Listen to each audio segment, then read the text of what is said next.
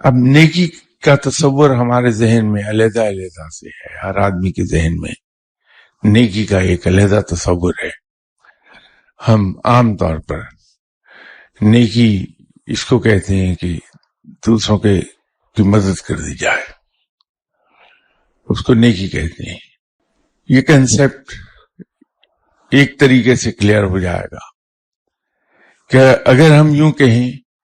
کہ ہم اپنی زندگی کے رویوں کو سنت کے سانچے میں ڈھال لیں، اور آپ صلی اللہ علیہ وسلم یہ حیات طیبہ در حقیقت اس کا عملی نمونہ ہے کہ ہم اپنی زندگی کے رویوں کو اور زندگی کے اسلوب کو سنت کے سانچے میں ڈھال لیں،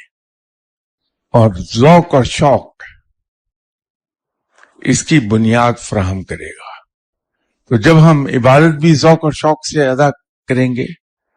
اور زندگی کے رویے ہم ذوق اور شوق کے ساتھ سنت کے مطابق ڈھالیں گے، تو اس کا لازمی نتیجہ یہ ہوگا کہ ہم روحانیت کے اعلیٰ درجات پر فائز ہوتے چلے جائیں گے۔